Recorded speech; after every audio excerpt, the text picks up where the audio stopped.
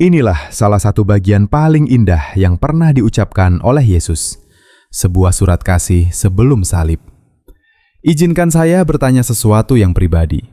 Pernahkah hatimu terasa begitu berat sampai kamu tidak tahu apakah kamu bisa terus melangkah? Di luar kamu masih bisa tersenyum, tetapi di dalam ketakutan seolah mencekik. Kamu merasa kewalahan, cemas, berusaha menahan semuanya tetap utuh, sementara duniamu perlahan runtuh. Jika kamu pernah berada di titik itu, maka Yohanes 14 adalah untukmu.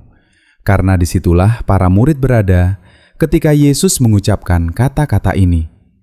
Ia baru saja mengatakan bahwa ia akan pergi, bahwa salah satu dari mereka akan mengkhianatinya, bahwa Petrus yang begitu berani akan menyangkalnya, dan bahwa dunia mereka akan segera terbalik. Namun di tengah badai itu, Yesus tidak menegur mereka. Ia tidak memarahi mereka karena lemah. Ia tidak mempermalukan mereka karena takut. Ia justru menghibur mereka dengan pesan yang paling lembut, penuh harapan, dan penuh kuasa yang pernah diucapkan. Janganlah gelisah hatimu. Saudaraku, kata-kata itu bukan hanya untuk mereka, itu untukmu. Karena mungkin hari ini hatimu sedang gelisah. Mungkin kamu sedang berjalan melalui duka, kebingungan, kesepian, atau kelelahan rohani. Dunia memberikan kebisingan, gangguan, dan tekanan. Tetapi Yesus memberikan sesuatu yang lebih dalam. Ia memberikan kebenaran yang menyembuhkan, janji yang meneguhkan, dan kasih yang tidak pernah pergi. Yohanes 14 bukan sekadar sebuah pasal. Ini adalah tali penyelamat, sebuah jendela yang membuka hati Allah. Sebuah pesan langsung dari mulut Sang Juru Selamat kepada jiwa orang percaya. Dan jika kamu mau benar-benar mendengarkan, Yesus akan berbicara kepada badaimu juga. Bukan dengan kata-kata kosong, tetapi dengan firman yang mengubah segalanya. Mari kita mulai dari awal, seperti yang Ia lakukan. Pertama, janji tentang sebuah tempat. Aku pergi untuk menyediakan tempat bagimu. Di rumah Bapakku banyak tempat tinggal. Berhentilah sejenak dan renungkan itu. Yesus bukan hanya sedang mempersiapkan para murid untuk kepergiannya. Ia sedang mempersiapkan mereka untuk kedatangan mereka. Ia tidak hanya berbicara tentang surga secara umum. Ia menjadikannya pribadi, sebuah tempat untukmu. Artinya, surga bukan sesuatu yang samar, bukan sesuatu yang abstrak, bukan sesuatu yang hanya mungkin jika kamu beruntung. Itu adalah janji ilahi yang dibuat oleh Dia yang mengenal namamu, lukamu, air matamu, dan masa depanmu. Surga bukan hanya nyata, tetapi sudah disiapkan. Dan Yesus sendiri yang menyiapkannya. Pikirkan itu. Yesus yang sama yang menyembuhkan orang kusta, meredakan badai, membangkitkan orang mati, Dialah yang sedang membangun rumah kekalmu. Ia tidak berkata, "Nanti aku lihat apakah ada tempat untukmu." Ia berkata, "Aku pergi untuk menyediakan tempat bagimu." Itu berarti kamu diharapkan. Bukan karena kebetulan, bukan sebagai pemikiran terakhir, tetapi sebagai anak yang dikasihi. Dan itu mengubah segalanya. Karena jika kamu tahu kemana kamu akan pergi, kamu bisa bertahan di mana kamu berada. Para murid belum mengerti saat itu. Mereka masih takut. Tetapi Yesus sedang menambatkan mereka pada kekekalan. Ia sedang berkata, "Ini bukan akhir. Ini bukan perpisahan. Ini adalah awal dari sesuatu yang lebih besar." Dan itulah yang Ia katakan kepadamu juga. Ketika hidup terasa tidak pasti, ingatlah bahwa masa depanmu tidak. Ketika dunia terguncang, ingatlah bahwa rumahmu tidak dapat digoncangkan. Ketika orang meninggalkanmu, ketika pintu tertutup, ketika semuanya terasa runtuh, ingatlah bahwa Yesus sedang mempersiapkan sesuatu yang jauh lebih besar daripada apapun yang bisa diberikan dunia ini. Kamu tidak perlu bertanya-tanya apakah surga itu nyata. Kamu tidak perlu ragu apakah kamu akan sampai ke sana. Kamu tidak perlu khawatir apakah ada tempat untukmu dalam kerajaan Allah. Jika kamu percaya kepada Yesus, Jawabannya sudah pasti, ada tempat untukmu. Jadi angkatlah pandanganmu. Dunia ini bukan tujuan akhir. Ini hanya perjalanan, sebuah lorong menuju realitas paling indah yang pernah dijanjikan. Surga tidak jauh, surga sedang dipersiapkan sekarang, dan Dia yang menyiapkannya akan datang kembali untukmu. Kedua, jalan, kebenaran, dan hidup. Mari kita jujur. Ayat ini mengguncang seluruh dunia. Akulah jalan dan kebenaran dan hidup. Tidak ada seorang pun yang datang kepada Bapa kalau tidak melalui aku. Ini bukan saran, ini bukan metafora, ini bukan sesuatu yang bisa diperdebatkan. Ini adalah pernyataan, tegas, eksklusif, dan kekal. Yesus tidak berkata, "Aku akan menunjukkan jalan." Ia berkata, "Akulah jalan." Ia tidak berkata, "Aku akan mengajarkan kebenaran." Ia berkata, "Akulah kebenaran." Ia tidak berkata, "Aku akan membantu kamu menemukan hidup." Ia berkata, "Akulah hidup." Semua yang dicari oleh hati manusia, arah, kejelasan, makna, tujuan, keselamatan, semuanya ada di dalam Dia dan hanya di dalam Dia. Di dunia yang penuh dengan opini tanpa batas, nilai yang berubah-ubah dan kebingungan moral, Yesus masuk dan memotong semuanya dengan kejelasan yang tajam. Tidak ada seorang pun datang kepada Bapa kecuali melalui aku. Mungkin bagi sebagian orang ini terdengar sempit. Tetapi kebenaran memang sempit. Dan syukur kepada Allah karena itu.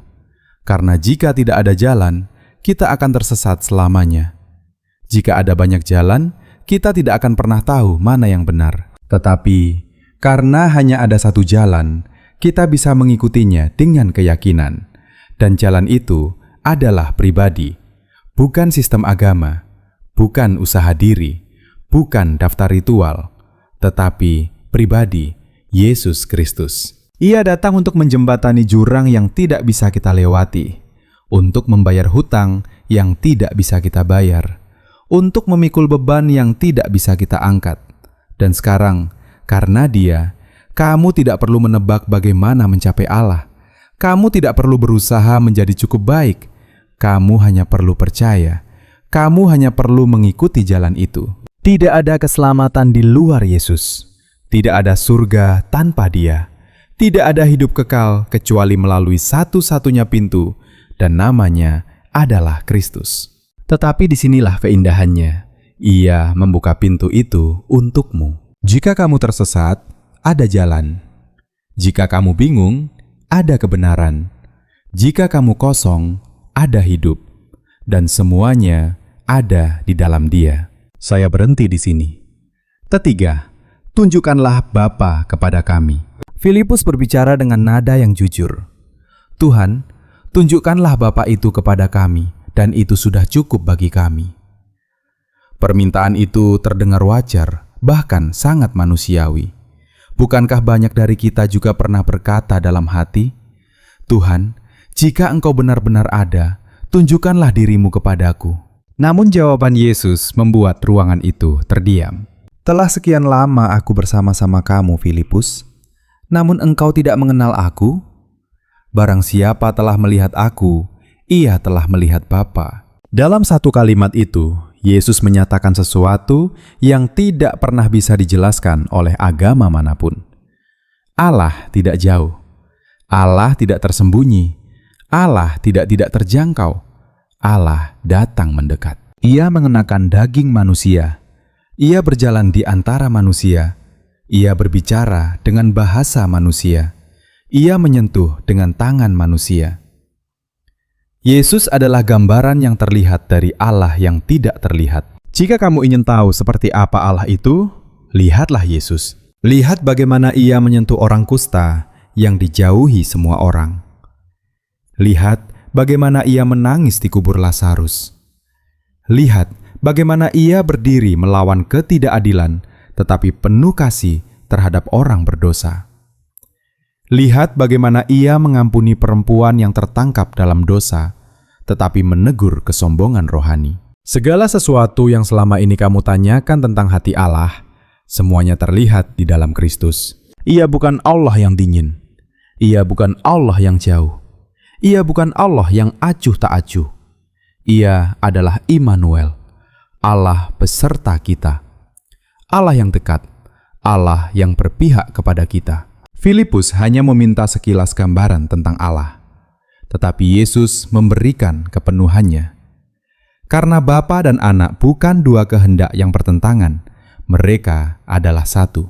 Yesus tidak datang untuk melembutkan gambaran Allah yang marah. Ia datang untuk menyatakan siapa Allah sebenarnya.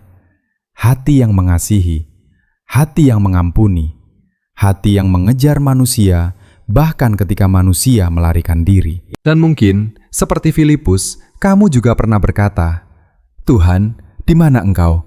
Tunjukkan dirimu, maka aku akan percaya." Saudaraku, Dia sudah melakukannya.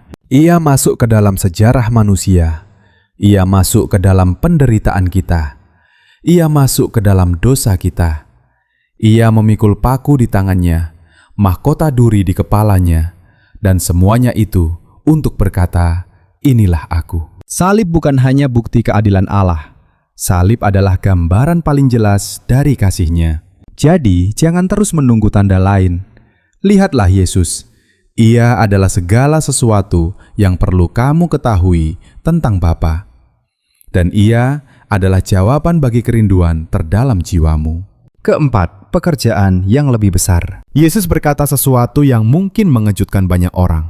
"Aku berkata kepadamu, sesungguhnya, barang siapa percaya kepadaku, ia akan melakukan juga pekerjaan-pekerjaan yang aku lakukan, bahkan pekerjaan-pekerjaan yang lebih besar daripada itu." Tunggu sebentar. Pekerjaan yang lebih besar daripada Yesus? Yesus yang berjalan di atas air, membangkitkan orang mati, memberi makan ribuan orang, berbicara dengan otoritas yang belum pernah ada sebelumnya. Ya, dan Ia berkata, "Kamu akan menjadi bagian dari itu." Namun jangan salah mengerti. Ini bukan berarti kamu lebih hebat daripada Yesus. Ini berarti Yesus akan bekerja melalui kamu dengan cara yang baru, luas, dan dipenuhi Roh. Mari kita pahami. Selama di bumi, Yesus berada dalam satu tubuh fisik di satu tempat pada satu waktu. Tetapi setelah Ia kembali kepada Bapa, Ia mengutus Roh Kudus. Bukan hanya untuk berjalan di samping orang percaya, tetapi untuk tinggal di dalam mereka. Sekarang, jutaan orang percaya di berbagai generasi dan bangsa membawa terang Injil yang Ia nyalakan. Ingin melihat pekerjaan yang lebih besar? Lihat para rasul yang mengguncang kota-kota. Lihat Injil menyebar ke seluruh dunia. Lihat bangsa-bangsa yang belum terjangkau mulai mendengar. Lihat hidup yang diubahkan, orang yang terikat dilepaskan, keluarga yang dipulihkan, tubuh yang disembuhkan, jiwa yang diselamatkan. Dan Yesus berkata, "Kamu bagian dari itu." Kamu tidak diselamatkan untuk diam. Kamu diselamatkan untuk melayani. Untuk melangkah dalam iman. Untuk berbicara dengan keberanian. Untuk berjalan dalam kuasa, bukan kuasamu sendiri, tetapi kuasa Roh Kudus. Pekerjaan yang lebih besar tidak datang dari orang yang lebih hebat. Pekerjaan itu datang dari orang yang menyerahkan diri. Orang yang percaya kepada apa yang Yesus katakan dan bertindak atasnya. Mungkin kamu merasa tidak layak. Para murid juga merasa begitu. Mungkin kamu merasa belum siap. Tetapi Roh Kudus di dalam kamu selalu siap. Yesus pergi supaya kamu bisa bangkit. Jadi berhentilah mendiskualifikasi dirimu. Berhentilah menunggu waktu yang sempurna. Ia sudah memberimu misi. Dan Ia tidak berkata mungkin, Ia berkata dengan pasti. Kamu adalah bagian dari pekerjaan besar Allah di bumi ini. Kelima, mintalah dalam namaku. Doa bukan sekadar rutinitas. Doa adalah senjata. Dan Yesus baru saja memberikan kuncinya. Apa saja yang kamu minta dalam namaku, aku akan melakukannya, supaya Bapa dipermuliakan di dalam Anak. Mari kita luruskan. Ini bukan tentang menyebut nama Yesus seperti rumus ajaib. Ini tentang keselarasan, kedekatan, dan otoritas. Berdoa dalam nama Yesus berarti kamu berdiri sejalan dengan kehendak-Nya, hatinya, dan tujuannya.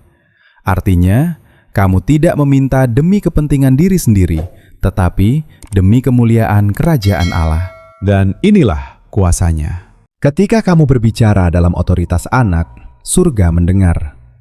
Kamu tidak sedang memohon kepada Allah yang jauh.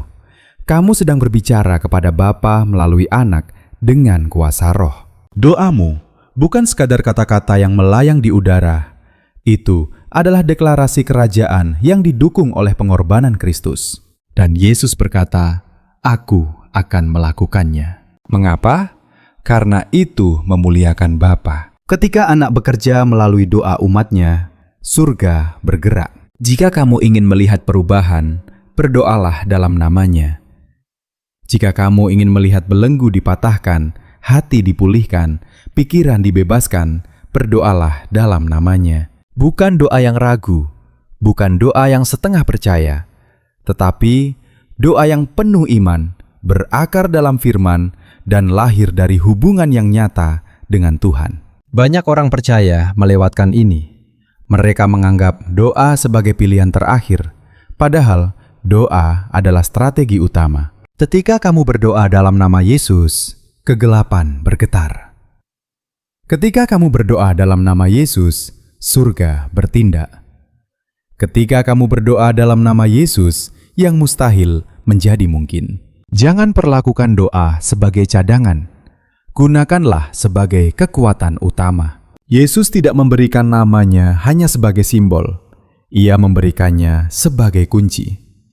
Dan pintu yang dibuka oleh nama itu tidak dapat ditutup oleh siapapun. Berdoalah seperti kamu percaya. Berbicaralah seperti kamu membawa otoritas itu. Hiduplah seperti kamu benar-benar memiliki akses kepada tahta kasih karunia. Karena memang kamu memilikinya. Saya Jung di sini.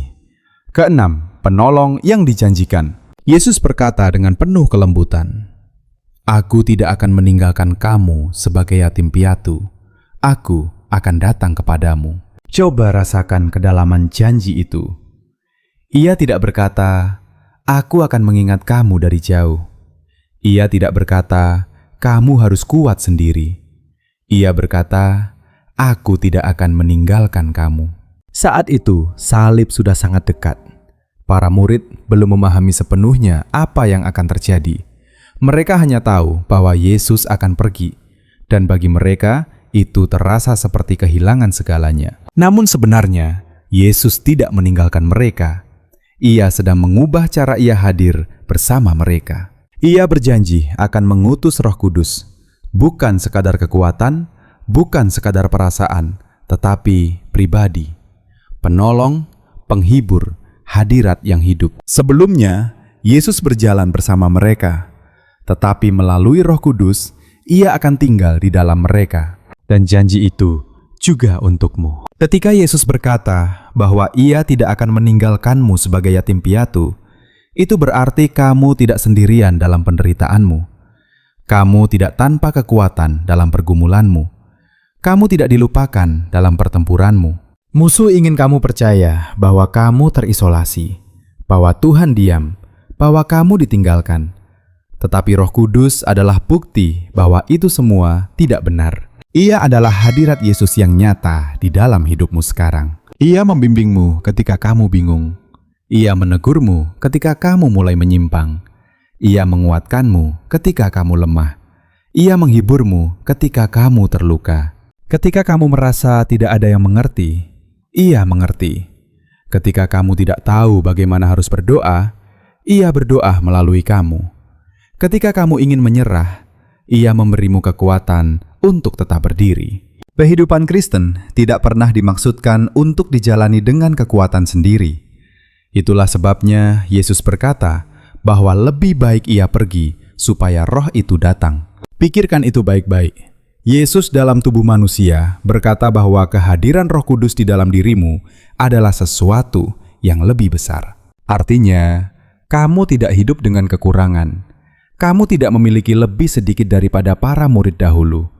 Kamu berjalan dengan Roh yang sama yang membangkitkan Yesus dari kematian. Dan Roh itu bukan tamu. Ia adalah penghuni.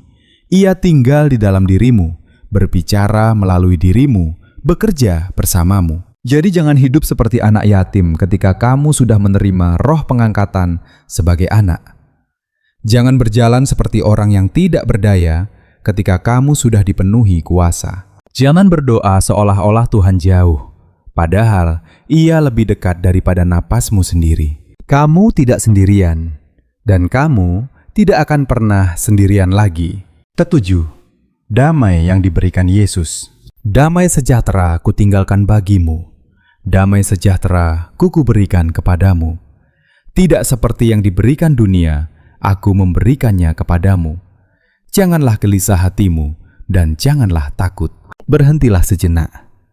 Bacalah itu perlahan dalam hatimu. Damaiku, Yesus tidak memberikan damai yang murah.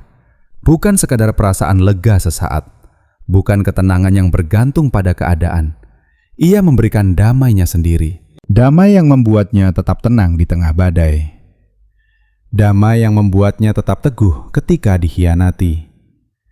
Damai yang membawanya menuju salib tanpa ketakutan. Dan sekarang, damai itu diberikan kepadamu. Bukan nanti, bukan hanya di surga, tetapi sekarang. Namun perhatikan, Yesus membandingkan damai-Nya dengan damai yang diberikan dunia. Dunia menawarkan damai melalui pelarian. Menjauh dari masalah, menutup rasa sakit, mengalihkan perhatian. Dunia juga menawarkan damai melalui kontrol, mengatur semuanya, membuat segalanya sempurna, baru kemudian merasa aman. Tetapi damai seperti itu rapuh. Satu kabar buruk, satu masalah, satu kejadian tak terduga, dan semuanya runtuh. Yesus menawarkan sesuatu yang jauh lebih kuat. Damai yang menjaga hatimu di tengah kekacauan. Damai yang menenangkan jiwamu ketika kesedihan menghantam. Damai yang menahanmu tetap teguh ketika kamu tidak mengerti apa yang sedang Tuhan kerjakan. Dan bagian terindahnya adalah ini. Damai itu bukan hasil usaha, tetapi pemberian. Ia meninggalkannya untukmu, seperti warisan yang sangat berharga. Seolah-olah Ia berkata, "Aku akan pergi, tetapi aku meninggalkan sesuatu yang tidak boleh kamu abaikan." Mungkin saat ini hatimu sedang kacau. Pikiranmu tidak berhenti berputar. Kamu tidak tahu jalan ke depan. Dengarkan kembali suaranya. Janganlah gelisah hatimu. Janganlah takut. Mengapa? Karena Dia adalah damai itu sendiri. Kamu tidak perlu menyelesaikan semua masalah untuk merasakan damai. Kamu hanya perlu tetap dekat dengan Dia yang adalah damai. Biarkan badai tetap ada di luar, tetapi jangan biarkan badai itu masuk ke dalam hatimu. Kamu sudah menerima sesuatu yang dunia tidak bisa ambil. Dan apapun yang terjadi di sekitarmu, damai itu tetap menjadi milikmu. Saya berhenti di sini. Kedelapan, bangkitlah, marilah kita pergi dari sini. Bagian ini sering dilewatkan, tetapi justru mengandung makna yang sangat dalam. Yohanes 14 diakhiri dengan kalimat sederhana, bangkitlah, marilah kita pergi dari sini. Sekilas terdengar biasa, namun sebenarnya ini adalah titik perubahan. Yesus tidak hanya berbicara lagi, Ia mulai bergerak. Ia baru saja menyampaikan kata-kata yang paling indah, paling menghibur, dan paling penuh kuasa. Ia berbicara tentang surga, tentang jalan keselamatan, tentang Roh Kudus, tentang damai yang tidak tergoyahkan. Tetapi setelah semua itu, Ia tidak tinggal diam. Ia berdiri, dan Ia berjalan menuju pengkhianatan, penderitaan, dan salib. Renungkan itu. Ia tidak hanya mengajarkan damai, Ia membawanya ke dalam malam yang paling gelap. Ia tidak hanya berbicara tentang ketaatan, Ia hidup di dalamnya. Ia tidak hanya memberikan pengajaran, Ia memberikan teladan. Dan sekarang, Ia mengundang kamu untuk melakukan hal yang sama. Bangkitlah, marilah kita pergi. Ini bukan sekadar ajakan, ini adalah panggilan. Karena hidup sebagai orang percaya tidak hanya terjadi dalam momen-momen tenang, tidak hanya dalam doa pribadi, tidak hanya dalam kata-kata yang kita dengar. Hidup itu nyata, bergerak, dan penuh tantangan. Setelah penghiburan, datanglah ketaatan. Setelah janji, datanglah langkah iman. Setelah firman, datanglah tindakan. Yesus tidak tinggal di ruang atas yang nyaman. Ia tidak mempertahankan zona amannya. Ia melangkah keluar dan menghadapi badai. Dan kamu juga dipanggil untuk melakukan hal yang sama. Bukan karena kamu kuat, tetapi karena Dia kuat di dalam kamu. Bukan karena kamu tidak takut, tetapi karena Roh-Nya menyertai kamu. Mungkin kamu sudah mendengar Yohanes 14 berkali-kali. Mungkin kamu sudah menghafalnya. Mungkin kamu pernah menangis saat membacanya. Tetapi sekarang, pertanyaannya bukan lagi, apakah kamu mengerti? Pertanyaannya adalah, apakah kamu akan menjalaninya? Apakah kamu akan bangkit dari ketakutanmu dan melangkah dalam iman? Apakah kamu akan berhenti menunggu kondisi sempurna dan mulai taat sekarang? Apakah kamu akan hidup seolah-olah kamu benar-benar percaya bahwa Yesus adalah siapa yang Ia katakan? Yesus tidak mengatakan semua ini hanya untuk membuatmu merasa lebih baik. Ia mengatakan semuanya untuk mempersiapkan kamu menghadapi pertempuran, untuk menguatkan jiwamu, untuk memanggilmu maju. Jadi jangan tetap diam di tempatmu sekarang. Waktunya untuk bangkit. Marilah kita pergi dari sini. Bukan dalam kekalahan, tetapi dalam kemenangan. Bukan dalam ketakutan, tetapi dalam iman. Bukan sendirian, tetapi dengan Roh Kudus yang berjalan bersamamu. Yesus yang berjalan menuju salib adalah Yesus yang sama yang berjalan bersamamu hari ini. Kesimpulan, pesan ini masih berbicara dan itu untukmu. Yohanes 14 bukan hanya untuk para murid di masa lalu. Ini untukmu di sini saat ini. Untuk kamu yang merasa kewalahan. Untuk kamu yang sedang memikul pergumulan diam-diam. Untuk kamu yang terus berdoa meminta kejelasan, damai, atau sekedar kekuatan untuk bertahan. Yesus tahu bahwa hatimu akan gelisah. Ia tahu ketakutan akan datang. Ia tahu hidup akan menghadirkan hal-hal yang mencoba mengguncang imanmu. Itulah sebabnya Ia memberikan pasal ini. Ini bukan sekadar bagian dari kitab suci. Ini adalah cermin bagi jiwamu. Ini mengingatkanmu bahwa ada tempat yang sudah disiapkan bagimu. Bahwa kamu tidak tersesat karena kamu memiliki jalan. Bahwa Allah tidak jauh karena Ia dinyatakan di dalam Kristus. Bahwa doamu didengar. Bahwa kamu bukan yatim. Bahwa kamu bisa hidup dalam damai, bukan dalam kepanikan. Dan bahwa sekarang waktunya untuk bangkit. Yohanes 14 bukan hanya indah. Ini adalah kuasa yang dibungkus dalam kelembutan. Ini adalah kebenaran yang dibalut kasih. Ini adalah surat kasih dari Juru Selamat kepada umatnya, sebelum badai dan sebelum kemenangan. Jadi terimalah itu secara pribadi. Biarkan itu menghiburmu. Biarkan itu memenuhi hatimu. Biarkan itu mengangkatmu lebih tinggi. Dan ketika kamu merasa ingin menyerah, kembali ke awal. Janganlah gelisah hatimu, karena Yesus masih berbicara kepadamu hari ini. Dan firman-Nya tetap teguh untuk selamanya. Sekarang mari kita masuk lebih dalam, bukan hanya memahami Yohanes 14 sebagai kata-kata yang indah, tetapi sebagai realitas yang harus hidup di dalam kita setiap hari. Banyak orang percaya berhenti pada tahap mendengar. Mereka tersentuh, mereka terinspirasi, tetapi mereka tidak berubah. Mereka mengagumi firman, tetapi tidak menghidupinya.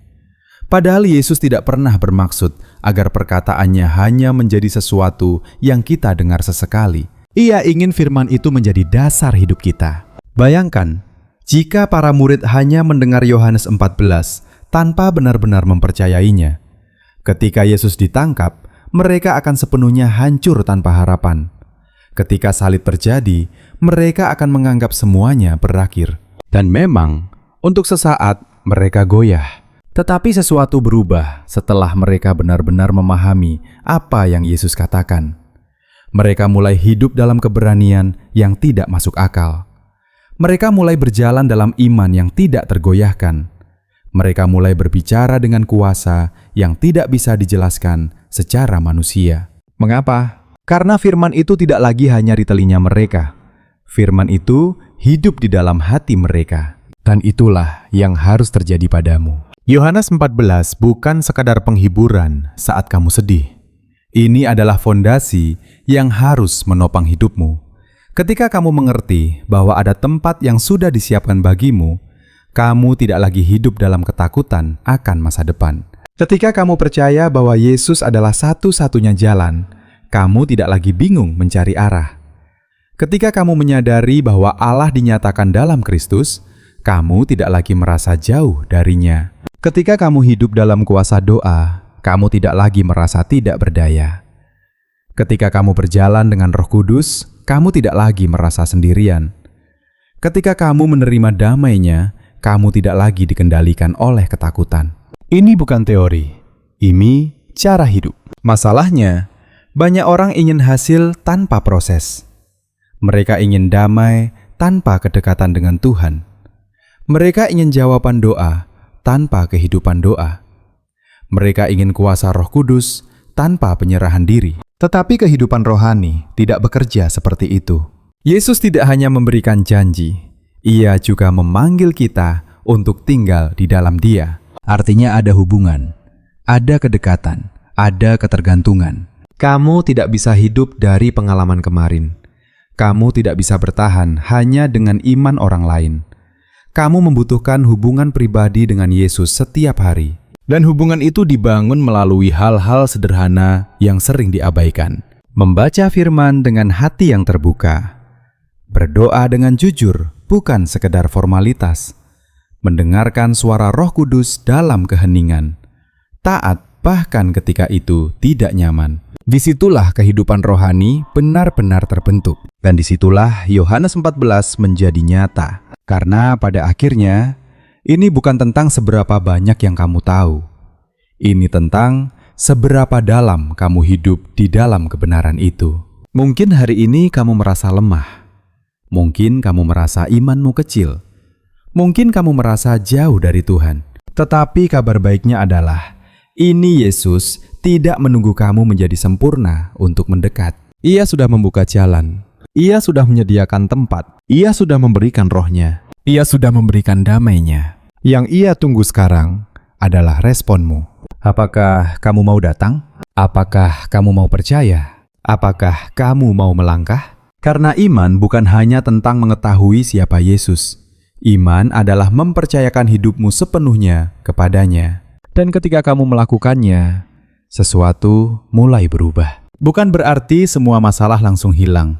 Tetapi, kamu tidak lagi menghadapi semuanya dengan cara yang sama. Kamu memiliki pengharapan yang tidak tergoyahkan. Kamu memiliki damai yang tidak bisa dijelaskan. Kamu memiliki kekuatan yang bukan berasal dari dirimu sendiri. Dan kamu mulai melihat hidupmu dari perspektif kekekalan, bukan hanya dari apa yang terjadi hari ini. Itulah kuasa dari Yohanes 14. Ini bukan hanya kata-kata yang indah, ini adalah kehidupan yang baru. Dan kehidupan itu tersedia untukmu sekarang juga. Sekarang kita melangkah lebih dalam lagi, bukan hanya tentang memahami atau bahkan mulai hidup dalam kebenaran Yohanes 14, tetapi tentang bertahan di dalamnya ketika realitas hidup mulai menekan.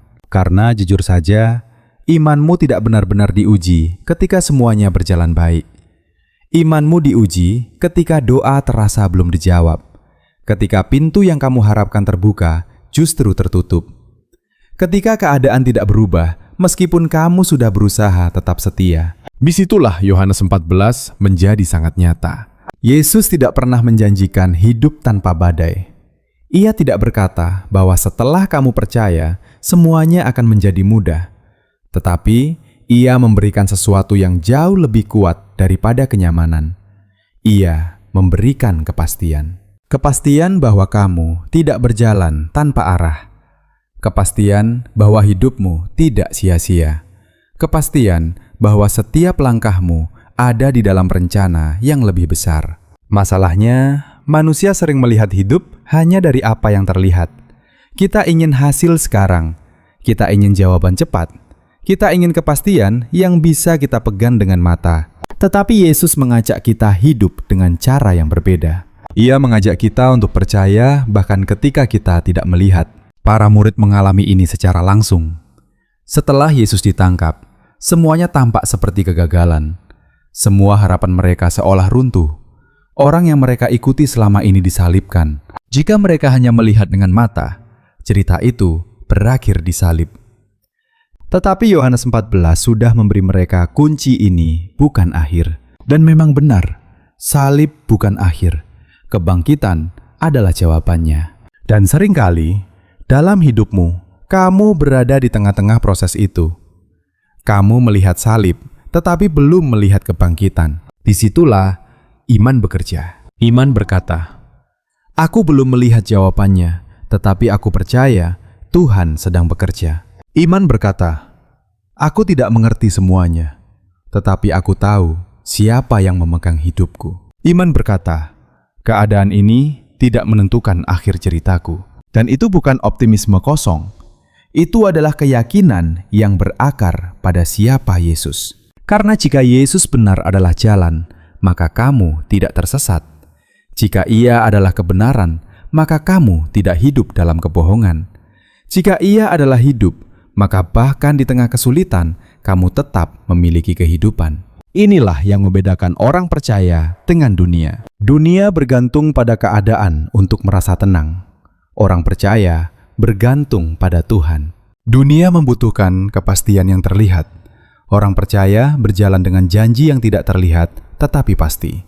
Dan itu tidak berarti kamu tidak pernah merasa takut. Para murid juga takut, tetapi mereka tidak berhenti di sana. Mereka belajar untuk kembali kepada apa yang Yesus katakan. Dan kamu juga harus melakukan hal yang sama. Ketika pikiranmu mulai dipenuhi kekhawatiran, kembali ke firman-Nya. Ketika hatimu mulai goyah, ingat kembali janjinya. Ketika kamu merasa sendirian, sadari kembali bahwa Roh Kudus ada di dalam dirimu. Kehidupan rohani bukan tentang tidak pernah jatuh. Ini tentang selalu kembali. Kembali kepada kebenaran. Kembali kepada hadirat Tuhan. Kembali kepada iman. Dan semakin kamu melakukannya, semakin kamu akan bertumbuh. Kamu tidak akan lagi mudah diguncangkan. Kamu tidak akan lagi cepat panik. Kamu tidak akan lagi melihat masalah sebagai akhir. Sebaliknya, kamu mulai melihat semuanya sebagai bagian dari perjalanan. Perjalanan menuju tempat yang sudah disiapkan. Perjalanan bersama Dia yang adalah jalan. Perjalanan dengan Roh yang tinggal di dalam kamu. Dan di tengah perjalanan itu, kamu belajar sesuatu yang sangat penting. Bahwa Tuhan tidak hanya bekerja di tujuan akhir, Ia juga bekerja di setiap proses. Ia membentuk hatimu. Ia menguatkan karaktermu. Ia mengajarmu untuk percaya lebih dalam. Dan seringkali, justru di masa-masa sulit itulah hubunganmu dengan Tuhan menjadi paling nyata. Karena ketika semua hal lain goyah, hanya Dia yang tetap. Jadi, jika hari ini kamu sedang berada dalam masa yang sulit, jangan berpikir bahwa kamu ditinggalkan. Justru mungkin disitulah Tuhan sedang bekerja paling dalam hidupmu. Tetaplah berjalan. Tetaplah percaya. Tetaplah berpegang pada firman-Nya. Karena Yohanes 14 bukan hanya untuk saat kamu kuat. Ini untuk saat kamu lemah. Dan di dalam kelemahan itu, kasih, janji, dan kehadiran Tuhan justru menjadi paling nyata. Sekarang kita sampai pada bagian terakhir. Tetapi ini bukan akhir dari pesan ini. Ini adalah titik di mana semuanya harus menjadi keputusan pribadi. Setelah mendengar semua ini, setelah memahami janji, jalan, kehadiran Roh Kudus, dan damai yang diberikan, pertanyaannya menjadi sangat sederhana, namun sangat dalam. Apa yang akan kamu lakukan dengan semua ini? Karena kebenaran tidak pernah dimaksudkan hanya untuk didengar. Kebenaran menuntut respons. Yesus tidak hanya berbicara kepada para murid agar mereka merasa lebih baik malam itu. Ia sedang mempersiapkan mereka untuk hidup yang akan mereka jalani setelahnya. Hidup yang penuh tantangan, penganiayaan, ketidakpastian, tetapi juga penuh kuasa dan kemenangan. Dan hal yang sama berlaku untukmu. Kamu tidak dipanggil untuk hanya memahami firman. Kamu dipanggil untuk hidup di dalamnya. Mungkin selama ini kamu menunda. Kamu menunggu waktu yang tepat. Kamu berkata dalam hati, Nanti saja aku akan lebih serius. Nanti saja aku akan benar-benar dekat dengan Tuhan. Tetapi kebenarannya adalah, waktu yang tepat itu tidak akan datang dengan sendirinya. Keputusan harus diambil sekarang. Yesus sudah melakukan bagiannya. Ia sudah membuka jalan. Ia sudah memberikan hidupnya. Ia sudah mengutus rohnya. Ia sudah memberikan damai-Nya. Sekarang bagianmu adalah merespons. Apakah kamu mau percaya sepenuhnya? Bukan setengah-setengah, bukan hanya ketika nyaman, tetapi sepenuhnya. Apakah kamu mau menyerahkan hidupmu? Bukan hanya sebagian, tetapi seluruhnya. Apakah kamu mau berjalan bersamanya? Bahkan ketika jalan itu tidak mudah, karena iman yang sejati selalu terlihat dalam tindakan. Bukan hanya dalam kata-kata, bukan hanya dalam perasaan, tetapi dalam pilihan yang kamu ambil setiap hari. Memilih untuk percaya ketika kamu ragu. Memilih untuk taat ketika itu sulit. Memilih untuk tetap berharap ketika keadaan tidak berubah. Dan mungkin di titik ini kamu menyadari sesuatu, bahwa kamu tidak bisa melakukannya dengan kekuatanmu sendiri. Dan itu benar. Itulah sebabnya Yohanes 14 begitu penting. Karena semuanya kembali kepada Yesus. Ia adalah jalan, jadi kamu tidak perlu mencari arah sendiri. Ia adalah kebenaran, jadi kamu tidak perlu bingung. Ia adalah hidup, jadi kamu tidak perlu kosong. Roh Kudus tinggal di dalam kamu, jadi kamu tidak perlu berjuang sendirian. Damai-Nya diberikan kepadamu, jadi kamu tidak perlu hidup dalam ketakutan.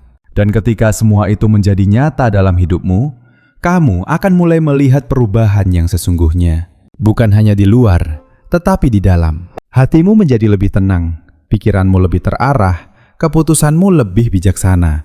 Hidupmu mulai memiliki tujuan yang jelas. Bukan karena semuanya sempurna, tetapi karena kamu berjalan bersama Dia yang sempurna. Dan disitulah kekuatan sejati ditemukan. Bukan dalam kemampuanmu, tetapi dalam hubunganmu dengan Tuhan. Jadi, hari ini, jangan hanya berhenti pada memahami pesan ini. Ambil langkah. Datang kepada Yesus dengan jujur. Katakan kepadanya apa yang kamu rasakan. Percayakan hidupmu kepadanya. Mulailah membangun hubungan dengannya setiap hari. Bukan karena kewajiban, tetapi karena kamu membutuhkannya. Dan ketika kamu melakukannya, kamu akan menyadari bahwa Yohanes 14 bukan hanya sebuah pasal. Itu adalah undangan. Undangan untuk hidup dalam pengharapan, bukan ketakutan. Dalam iman, bukan kebingungan. Dalam damai, bukan kekacauan. Undangan untuk berjalan bersama Yesus setiap hari dalam setiap musim kehidupan. Dan undangan itu masih terbuka untukmu sekarang. Jadi bangkitlah, jangan tunda lagi. Jangan menunggu keadaan berubah. Mulailah dari tempatmu berada. Karena Yesus sudah ada di sana, menunggumu untuk melangkah bersamanya. Dan ketika kamu melangkah, kamu akan menemukan bahwa Dia tidak pernah meninggalkanmu, tidak pernah gagal menepati janjinya, dan tidak pernah berhenti mengasihimu. Inilah akhir dari pesan ini, tetapi awal dari perjalananmu. Hiduplah di dalam kebenaran itu, dan biarkan hidupmu menjadi kesaksian bahwa firman-Nya benar, hidup, dan penuh kuasa.